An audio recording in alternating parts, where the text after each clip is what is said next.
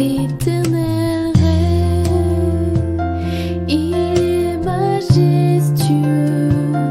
L'Éternel règne, il est saint de force. L'Éternel règne, il est sur son trône pour la durée des temps. Il y a plusieurs récits qui concernent la résurrection, et on n'a pas le temps de lire tous les passages qui parlent de la résurrection, mais je voudrais en sélectionner un qui se trouve dans Jean au chapitre 20 et au verset 11 à 18. Il s'agit d'une femme qui s'appelle Marie de Magdala. Et on voudrait voir avec vous un peu qu'est-ce qui lui est arrivé à cette dame. Verset 11. Cependant, Marie se tenait dehors près du sépulcre, elle pleurait.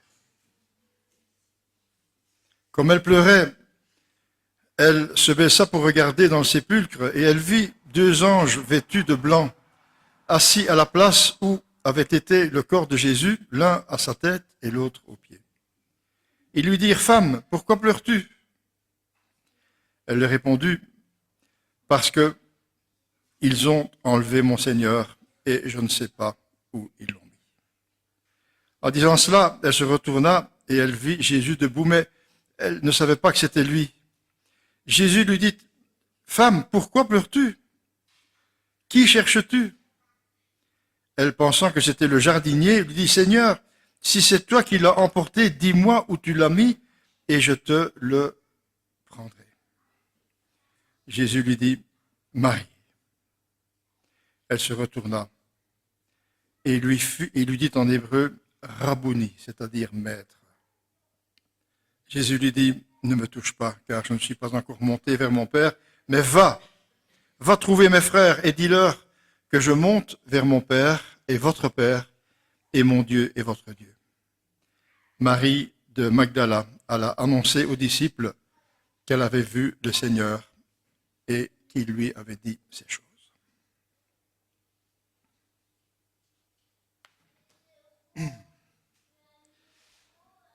Monique et moi rencontrons assez bien de gens là-bas à Genneval qui viennent nous visiter, avec qui on parle un peu lors des week-ends d'église. On rencontre des amis qu'on a vus depuis très longtemps quelquefois. Mais ce que nous devons constater, c'est que nous rencontrons souvent des chrétiens tristes. Certains pleurent quelquefois quand ils nous parlent, à cause des épreuves de la vie, à cause des difficultés, à cause des déceptions, surtout si c'est un frère ou une sœur qui ont blessé par une attitude ou par des paroles qui ont blessé. Ils sont découragés, et c'est vrai que ça nous arrive à tous parfois, n'est-il pas vrai? Certains sont même quelquefois sur le point de tout laisser tomber. Et c'était le cas ici de Marie de Magdala le dimanche, premier jour de la semaine, devant le tombeau vide. Pourquoi est-elle triste au point de pleurer? Elle avait pourtant rencontré Jésus. Et quelle rencontre! Elle avait été délivrée de 7 démons. J'aimerais m'arrêter 2 minutes ici parce qu'on lit souvent ça facilement comme ça, mais je ne sais pas quel genre de femme c'était, cette femme qui était possédée de 7 démons. Essayons d'imaginer un petit peu. Je ne sais pas si c'était une dame qui était approchable, comment elle vivait, mais avec 7 démons, on peut difficilement imaginer. Eh bien, le Seigneur l'avait délivrée de ces 7 démons. Et on peut imaginer le changement après cette délivrance. C'était une autre femme. Elle avait donc confiance en lui, en ses paroles, en ses promesses, en sa puissance. Elle avait marché avec lui. Elle s'était même jointe aux femmes qui suivaient Jésus en le servant. Elle connaissait donc bien Jésus. Et le voilà mort, crucifié, mis dans un tombeau.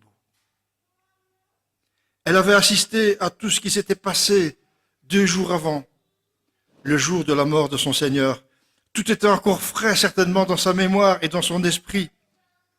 La nuit à midi, on l'a lu tout à l'heure, à midi il faisait noir, il faisait nuit. Les cris de la foule, les moqueries des chefs religieux, le tremblement de terre au moment de la mort du Seigneur, le voile du temple qui se déchire, les dernières paroles du Seigneur en croix, la résurrection de frères et de sœurs qui étaient fidèles à Dieu, on l'a lu tout à l'heure.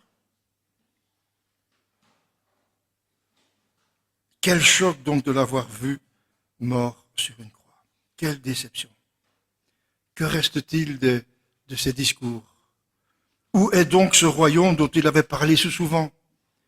Pourquoi est-il mort avec tant de cruauté? Plein de questions sans réponse. Et les disciples se posaient les mêmes questions, ne croyez pas. Quand le Seigneur se joint à 2 disciples qui descendent, qui sortent de Jérusalem et qui se présentent à eux incognito, Jésus leur dit: de quoi parlez-vous en marchant après avoir l'air si triste? Oui, même les disciples, ils avaient l'air tristes. Jésus l'a remarqué. Et l'un dit, un nommé Cléopas lui répondit: es-tu le seul en séjour à Jérusalem qui ne sache pas ce qui est arrivé ces jours-ci? Quoi? Leur répondit-il. Ils répondirent: ce qui est arrivé à Jésus de Nazareth, qui était un prophète puissant en actes et en parole devant Dieu et devant le peuple, et comment les chefs et les prêtres, nos magistrats, l'ont fait arrêter pour qu'il soit condamné à mort et crucifié. Nous espérions que ce serait lui qui délivrait Israël. Mais avec tout cela, voici déjà le 3e jour que ces événements se sont produits. Il est vrai que quelques femmes de notre groupe nous ont beaucoup étonnés. Elles se sont rendues de grand matin en tombeau. Elles n'ont pas trouvé le corps. Elles sont venues dire que les anges leur ont apparu et ont annoncé qu'il est vivant. Quelques-uns des nôtres sont allés au tombeau et ils ont trouvé les choses comme les femmes l'avaient dit, mais lui, ils ne l'ont pas vu. Voilà. Les disciples, les femmes qui ont côtoyé Jésus, ils sont là. Ça nous donne une idée de l'esprit dans lequel étaient ceux qui ont côtoyé Jésus.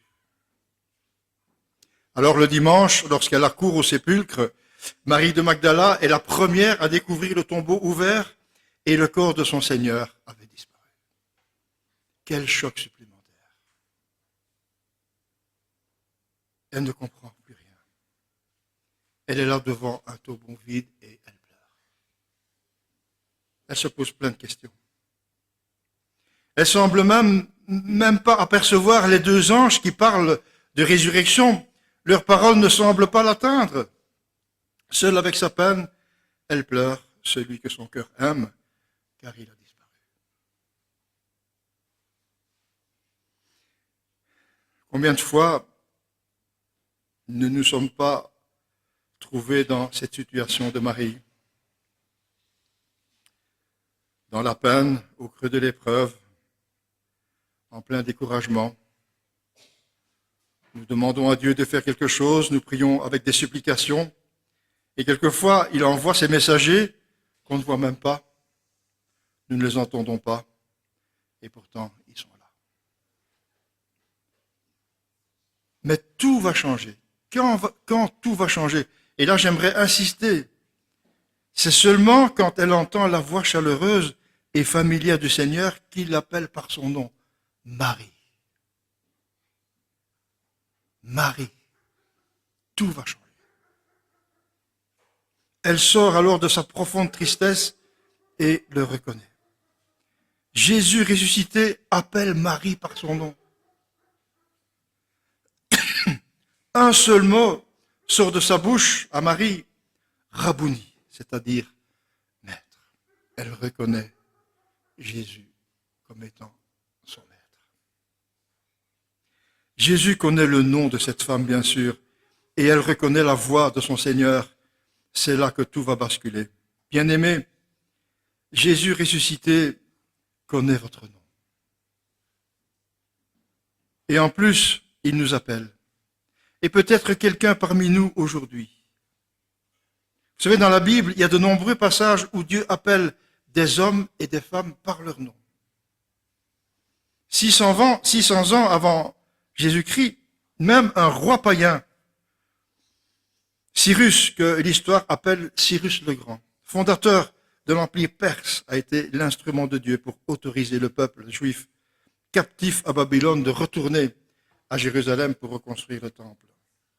Et Ésaïe traduit la parole de l'Éternel qui dit « Je suis l'Éternel ». L'Éternel s'adresse à Cyrus, celui qui t'appelle par ton nom. Le Dieu d'Israël, c'est à cause de mon serviteur Jacob, à cause d'Israël, celui que j'ai choisi, que je t'ai appelé par ton nom. Cyrus, Dieu l'a appelé par son nom, afin qu'il accomplisse la réalisation de la promesse que le peuple d'Israël retourne dans son pays. Un jour, Jésus marchait dans la ville de Jéricho. Et il voit un petit homme dans un arbre qu'il appelle par son nom. « Zachée, dépêche-toi de descendre, car il faut que je m'arrête aujourd'hui chez toi. » Alors, encore une fois, imaginons cet homme inconnu là, dans un arbre. Il était monté dans un arbre parce qu'il était petit et il avait peur, comme il y avait de la foule, il avait peur de ne pas voir Jésus. Et Jésus s'arrête et l'appelle par son nom. Zachée, il faut que je m'arrête aujourd'hui chez toi. Comment connaît-il mon nom? Et combien de fois Dieu n'a-t-il pas rassuré le peuple d'Israël en lui disant, comme dans Ésaïe 43, verset 1, « Maintenant voici ce que l'Éternel, celui qui t'a créé, Jacob, celui qui t'a façonné, Israël, n'aie pas peur, car je t'ai racheté, je t'ai appelé par ton nom. Tu m'appartiens. » Bien-aimés, le Seigneur connaît le nom de chacun de nous. Il dit lui-même, en parlant du bon berger, « Les brebis entendent ma voix, il les appelle par le nom, par leur nom, les brebis qui lui appartiennent, et les conduit dehors. » Je crois que c'est important de savoir que le Seigneur nous connaît par notre nom. On raconte qu'un missionnaire évangélisait dans une tribu lointaine et que dans cette tribu, il y avait là un homme qui avait été puni et sa punition, c'était qu'il perdait son nom. On lui avait enlevé son nom. C'était une des punitions les plus grandes qu'on pouvait donner à quelqu'un qui avait commis quelque chose d'irrépréhensible. Et quand le missionnaire est arrivé, il a rencontré cet homme sans nom.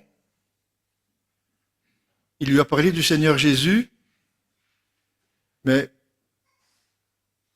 il n'a pas mordu, il n'a pas écouté. Et le missionnaire dit que quelques jours après, cet homme sans nom est parti dans la forêt et il y mourut. Un homme sans nom. Imaginons que nous n'ayons pas de nom. Nous n'avons pas d'identité. Nous n'avons accès à rien du tout. Le nom, c'est quelque chose d'important et le Seigneur connaît notre nom. Alors la question, je ne vais pas être long aujourd'hui, la question est, entends-tu aujourd'hui la voix du Seigneur ressuscité qui t'appelle personnellement par ton nom? Bien-aimés, quand le Seigneur nous appelle personnellement, comme c'est peut-être le cas aujourd'hui, en ce moment, il attend une réponse. Marie de Magdala a répondu, « Maître ». Et certaines traductions disent même « Mon Maître ». elle a reconnu le Seigneur, son maître, et tout a changé. Elle a compris tout, tout revenait dans sa tête. Il est vivant, le Seigneur est vivant. Bien-aimés, quand le Seigneur nous appelle personnellement, c'est peut-être le cas aujourd'hui, le Seigneur attend une réponse de notre part. Allons-nous, comme Marie de Magdala, relever la tête si nous sommes en pleurs et le reconnaître, le Seigneur, comme notre maître, en lui disant « Rabouni ». Allons-nous nous retourner si nous avons pris une mauvaise direction, comme Saul de Tarse, que le Seigneur Jésus lui-même a appelé « Saul, Saul, pourquoi me persécutes-tu » Et Saul a répondu « Qui es-tu, Seigneur ?» Il m'a dit « Je suis Jésus de Nazareth, celui que tu persécutes. » Ceux qui étaient avec moi ont bien vu la lumière et ont été effrayés, mais ils n'ont pas compris celui qui me parlait. Alors j'ai dit, que dois-je faire, Seigneur? Et le Seigneur m'a dit, lève-toi, va à Damas, et là on te dira tout ce que tu dois faire. Allons-nous répondre comme Saul, Seigneur, qu'est-ce que je dois faire pour toi? Ou allons-nous répondre comme le geôlier devant Paul et Silas, libérés divinement des portes de la prison, alors qu'ils louaient le Seigneur? Le geôlier, en effet, était tellement désespéré en voyant les portes des cellules ouvertes et les chaînes rompues des prisonniers qu'il voulait se suicider en se jetant sur son épée. Heureusement, il a entendu l'appel de Paul criant d'une voix forte, « Surtout ne fais pas ça, on est tous ici. » Et il a répondu, « Seigneur, que faut-il que je fasse pour être sauvé ?» Peut-être quelqu'un aujourd'hui se pose cette question, qu'est-ce que je dois faire pour être sauvé? Bien, le Seigneur te répond par ton prénom. Paul et Silas répondirent, crois au Seigneur Jésus et tu seras sauvé, toi et ta famille. Et ce jour-là, aucun des prisonniers ne s'échappa de la prison. Dans le cas contraire, le geôlier aurait dû payer de sa vie. Et le geôlier sortira libre en Christ et se fera aussitôt baptiser avec toute sa famille. Un dernier exemple, parmi d'autres, il y en a tellement. Quelques jours après la résurrection, Jésus s'adresse à Pierre Pierre en citant son nom. Et Pierre, vous savez, avait renié 3 fois le Seigneur dans la cour du souverain sacrificateur après la restauration de Jésus. Et après sa résurrection, le Seigneur demande à Pierre aussi, par 3 fois, « Simon, fils de Jonas, m'aimes-tu » Chers frères et sœurs, chers amis, le Seigneur ne se lasse pas de nous interpeller par notre nom. Il y a un passage dans la parole de Dieu qui dit ceci, c'est le Seigneur qui parle, « Voici, je me tiens à la porte et je frappe. Si quelqu'un entend ma voix et ouvre la porte, j'entrerai avec lui, je souperai avec lui et lui avec moi. » Il y a 2 choses là, il y a 2 bruits. Il y a le bruit de...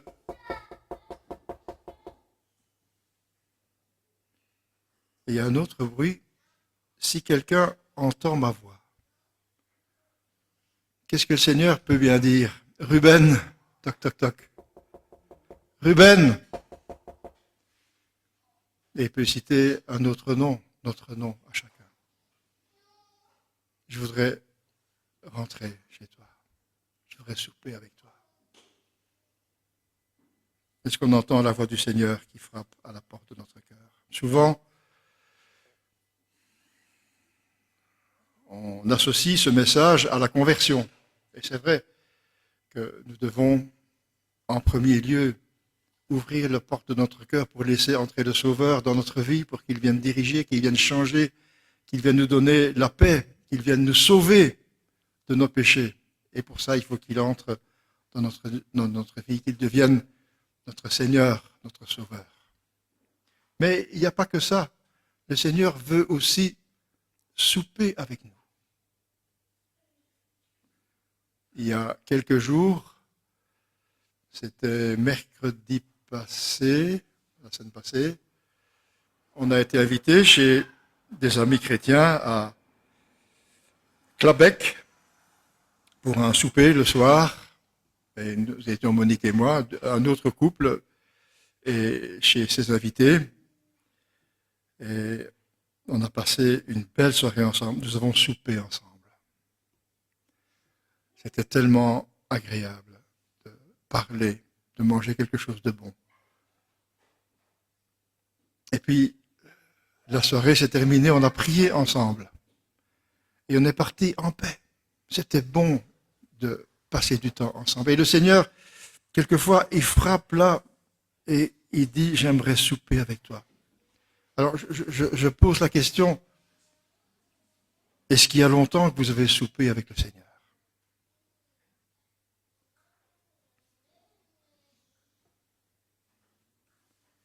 Y a-t-il longtemps que vous n'avez plus entendu parler le Seigneur par votre nom?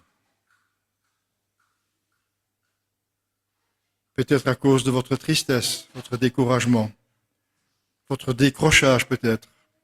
Votre oreille a été sourde et vos yeux aveuglés par les larmes et par les doutes comme Marie de Magdala.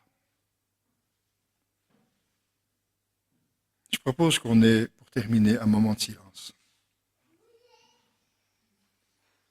Bien-aimés, je suis persuadé que le Seigneur veut nous parler ce matin. J'aimerais qu'on ferme les yeux, qu'on ouvre nos oreilles spirituelles et qu'on entende le Seigneur nous appeler par notre nom.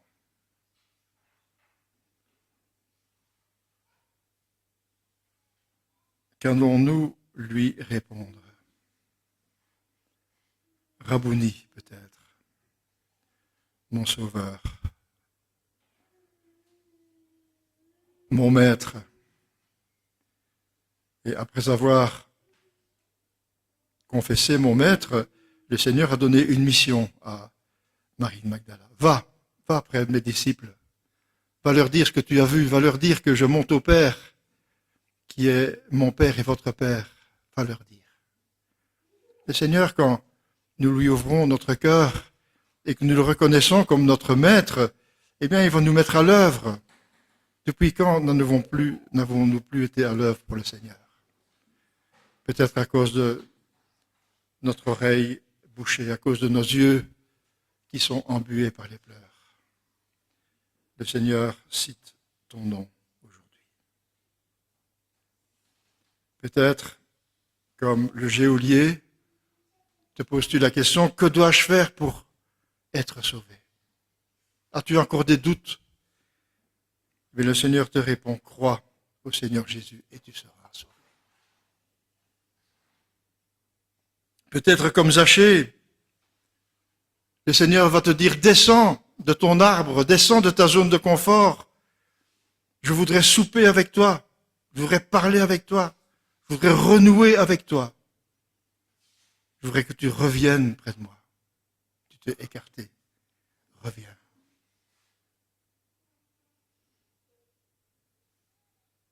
Peut-être que le Seigneur va te demander de revenir sur le bon chemin parce que tu t'es écarté.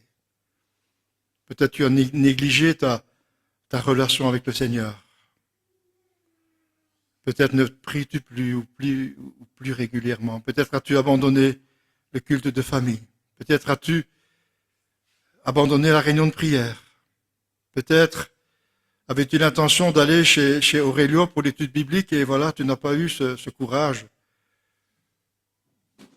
Le Seigneur te dit, reviens. Il t'appelle par ton nom ce matin. Et je suis persuadé que le Seigneur veut interpeller quelques personnes parmi nous ce matin. Si nous faisons le premier pas vers lui, Jésus fait toujours le second. Seigneur, comme Marie de Magdala, Seigneur, qui était désespérée, qui ne comprenait plus rien, qui avait des doutes dans sa vie, tu l'as appelé par son nom. Et peut-être il y a quelques personnes ici, quelques frères ou quelques sœurs, ou quelqu'un qui n'a pas l'habitude de venir, qui se pose les mêmes questions, qui a des doutes sur ce Jésus. Qui est ce Jésus? Pourquoi est-il mort? Est-ce qu'il est réellement ressuscité? Seigneur, comme à Marie de Magdala, tu l'appelles par ton nom et tu attends une réponse de sa part. Que ton esprit, Seigneur, parle à nos cœurs ce matin et que nous puissions répondre à ton appel. Merci parce que tu frappes toujours à la porte de notre cœur, que tu désires y entrer et même quand tu es entré, en plus, tu désires souper avec nous.